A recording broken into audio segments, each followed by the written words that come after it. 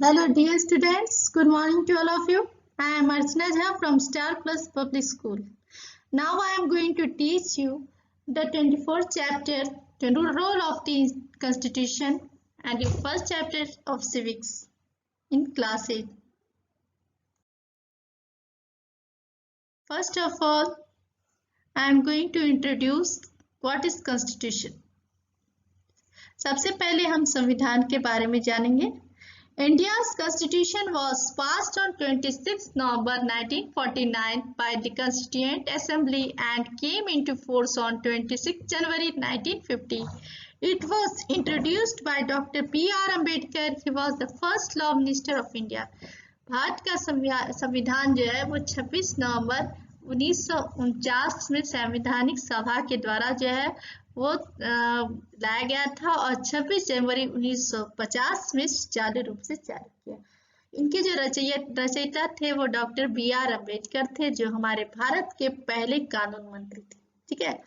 Definition of Constitution: the rules and principles which determines the governance of a country and give certain rights to its citizens and chart out duties are known as the Constitution of that country. किसी देश का संविधान जो है वो एक ऐसा किताब है कि वहाँ की सरकार के नियम और सिद्धांत को दर्शाता है. वहाँ के लोगों का क्या अधिकार है, क्या कर्तव्य है, उनके बारे में बताता है. ठीक है. A constitution binds diverse people together by creating some basic laws for them which are equal for everyone. This brings out harmony. किसी भी देश का जो संविधान है विविध तरह के लोगों का जो है एक बंधन के सूत्र में बांधता है. विभिन्न तरह के नियम और कानून के तहत सभी लोगों को एक बंधन में बांधता है जो लोगों में सामंजस्य पैदा करता है. उदाहरण के तौर पर let us see in our school all childrens provide uniform to be equal.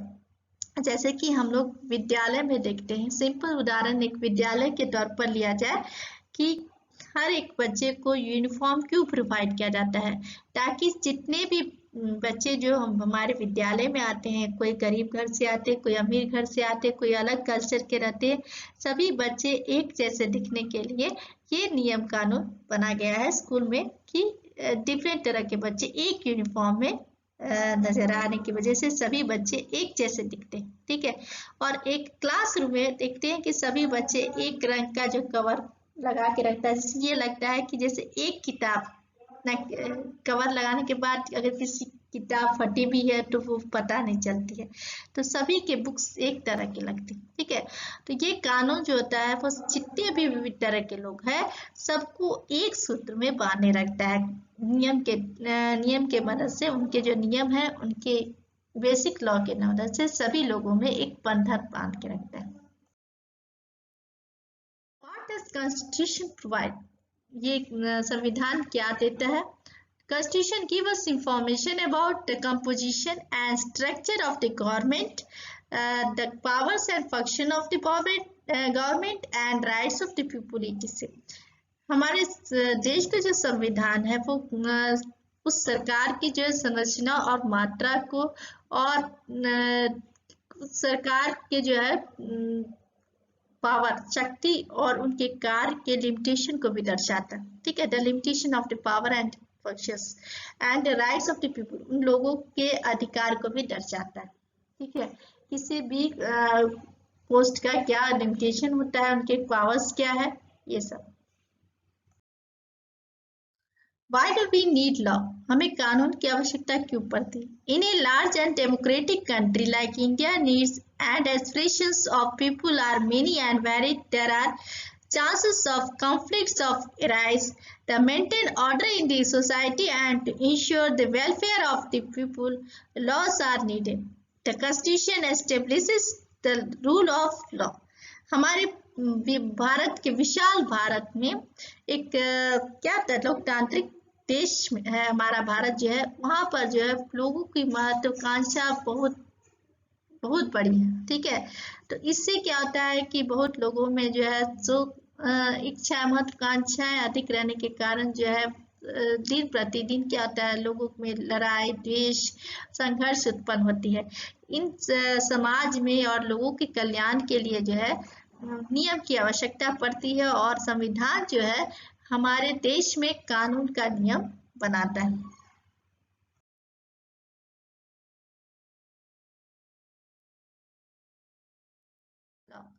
There is a close relation between the Constitution and the laws. All the laws are based on the provisions provided in the Constitution. In simple words, Constitution is the ultimate source of all laws. Neither the people nor the government can go against it. जैसे कि हम आप लोगों को पता है कि संविधान और कानून के बीच में बहुत ही गहरा संबंध होता है। जितने भी कानून होते हैं वो संविधान के तहत प्रोवाइड किए जाते हैं। In simple words, Constitution is the ultimate source of all laws. एक साधारण शब्दों में कहा जाता है कि जो कॉन्स्टिट्यूशन है, संविधान है, सभी नियमों का एक सर्वोत्तम स्रोत होता है, न कि इन्हें किसी व्यक्ति के द्वारा, न सरकार जो है इसके खिलाफ जा सकती है। Even the prime minister, president and chief minister of any state also. Rule of law, कानून के क्या नियम है देखिए। Rule of law means that no one is above the law. If anybody breaks the law, he or she will be punished accordingly. इस कानून के नियम के तहत कोई परे नहीं, चाहे वो कोई क्यों ना हो, भारत के कोई भी सर्वोच्चतम पोस्ट पर ही क्यों ना हो, वो इस नियम से परे नहीं होगा। अगर कोई भी इस नियम को तोड़ता है तो वो सजा के हकदार होंगे, चाहे वो कोई। In our country, everybody is treated equally irrespective of the caste, creed, color, gender, wealth or religion. हमारे देश में सभी के लिए संविधान एक समान है, चाहे वो जाति के आधार पर हो, क्रीड के आधार पर, कलर के आधार पर, जेंडर के आधार पर, वेल्थ के आधार पर, रिलीजन के आधार पर, सभी के लिए एक समान कानून। Legitimacy of laws, कानून की वैधता। Legitimacy means the quality of having legal force. ये वैधता जो है हमारे जो कानून के बल में क्या कानून के बल के बारे में बताता है कि हमारे देश का कानून जो है वो कितना बलशाली है। Only Constitution can provide legitimacy or validity or to the laws.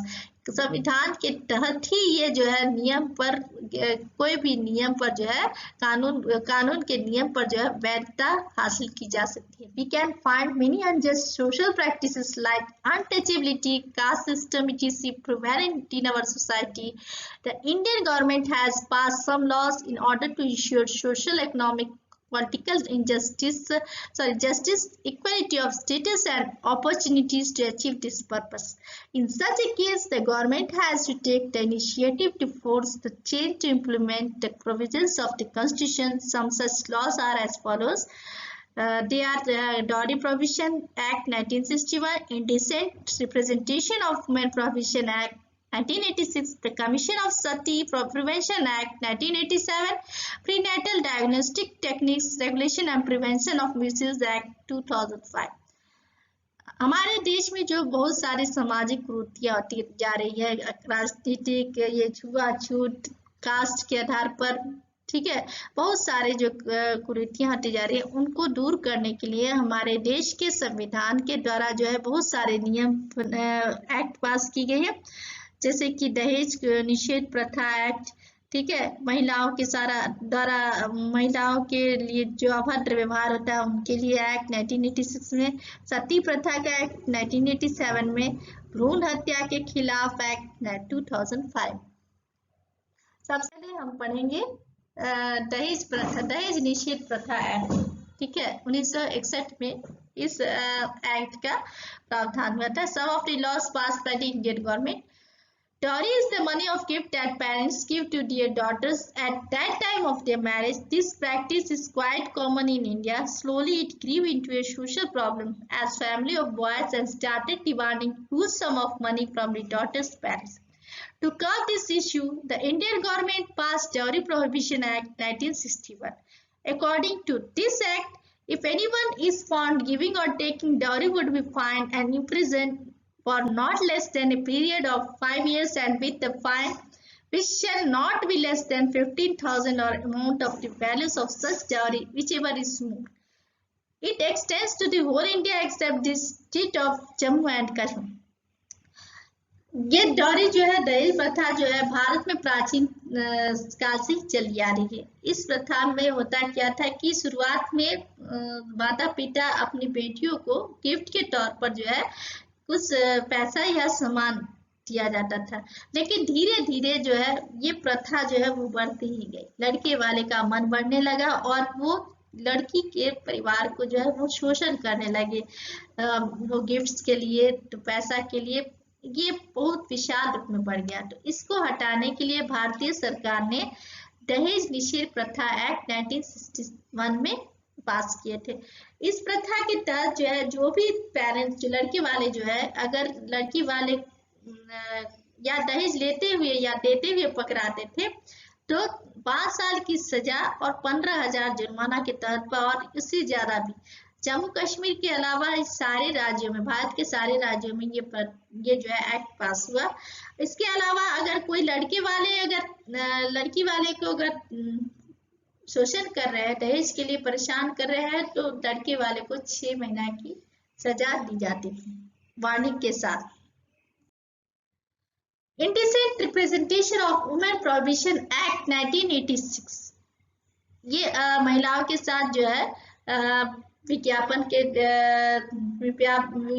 के दौरान, पब्लिकेशन के दौरान पेंटिंग्स का writing figures has been prohibited under this act. इससे क्या महिलाओं के साथ जो है अभद्र व्यवहार किया जाता था, उसको दूर करने के लिए ये एक्ट 23 दिसंबर 1986 में पास। Now is this commission of sati prevention act. जैसे कि आप लोगों को पता होगा कि ये जो सती प्रिवेंशन सती एक्ट है बहुत पहले से ही राजा राम मोहन राय के समय से ही होती आ रही है। उस समय राजा राम मोहन राय ने भी इसका विरोध किया था। ठीक है, sati is the age old practice in India in which women are forced to burn themself on the funeral pyre of their husband. In some cases it was done willingly, but in cases it was done unwillingly. This act prevents the commission of sati and its glorification. This act was passed when Drupur Kumar in Durala, Rajasthan committed sati. सती जो है बहुत पहले से होती आ रही है। इसमें क्या है, महिलाओं को जो है अपने पति के चिता के साथ जो है उन्हें जला दिया जाता था। कुछ जगहों पर जो है ये स्वेच्छा होती थी और कहीं पर जबरदस्ती किया जाता था, और इसको दूर करने के लिए जो है ये एक्ट किया गया। सबसे पहला केस जो है राजस्थान में रूप कुंवर कवार त्योराला के गांव में ये हुआ था, स्टार्ट हुआ था, जिसका केस आज तक चला आ रहा है। प्रीनेटल डायग्नोस्टिक टेक्निक्स, ये जो भ्रूण हत्या किया जाता है इसका जब यूज किया जाता है इस एक्ट के तहत, ये 2005 में इसका हुआ था। ठीक है, due to the dowry system the birth of a daughter is considered a curse in Indian society. Families get the sex of the unborn babies detected through various clinical tests. As soon as it discovered that the fetus is male, parents get it aborted. This leads to declining sex ratio, which is a great concern for the country. To curb this evil practice, the government has passed Prenatal Diagnostic Techniques Act 2005, which bans all kinds of sex determination tests. ठीक है, sorry 1996, not 2005, 1996। इस जब दहेज प्रथा के बढ़ते हुए जो कुरीति के कारण जो है अब माता पिता को जो है बेटी जन्म करने से बहुत डर लगने लगा, एक अभिशाप बन गया था भारतीय समाज में।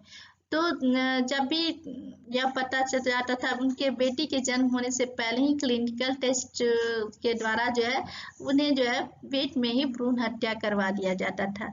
इससे क्या हुआ, लड़कियों की संख्या कम होने लगी, और इसको दूर करने के लिए जो है 1996 में प्रीनेटल डायग्नोस्टिक्स टेक्निक्स का जो है वो एक्ट पास किया था। ठीक है, तो इसका जो सबसे पहला केस आया था हरियाणा में हुआ था, जो एक डॉक्टर ने ये टेस्ट को किया था जिस वजह से उन्हें भारी जुर्माना और जेल भी हुई थी।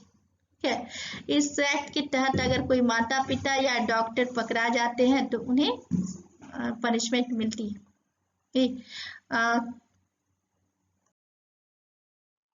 Hindu Succession Amendment Act 2005. This act came into force from 9 September 2005 to remove gender discriminatory provision in the Hindu Succession Act 1956. ये एक्ट जो है 9 सितंबर 2005 में लिंग भेदभाव को दूर करने के लिए किया गया था. After the commencement of the Hindu succession amendment act 2005, no court shall recognize any right to proceed against a son, grandson, or great grandson for the recovery of any debt due from this father due to his grandfather solely on the ground of the previous obligation under the Hindu law of such son, grandson, or great grandson to discharge any such debt. इस कानून के तहत जो है, जैसे पूर्वजों पर अगर कोई केस चल रहा है या कोई कर्जा है, तो उनके बेटा, पोता या परपौत्र को नहीं चुकाना पड़ता था कर्जा. इससे उन्हें मुक्ति दे दी गई. हिंदू सक्सेशन एक्ट 2005 के तहत जो है, ये अगर पहले क्या होता था कि अगर पूर्वजों का जो केस चलता रहता था तो उनके बेटा, पोता, परपौत्र सबको उनको पूरा जिंदगी में छुटकारा पड़ता था. लेकिन इस एक्ट के तहत जो है, उन्हें इस बोझ से मुक्ति मिल गई. उन्हें उनका कर्जा बेटा, पोता और परपौत्र को नहीं चुकाना पड़ता था. The following rights have been given to daughters under Section 6. इस एक्ट के तहत जो है, लड़कियों को जो है लड़कों के बराबर जो है वो अधिकार मिलने लगा. The daughter of a person by birth is treated as equal to son.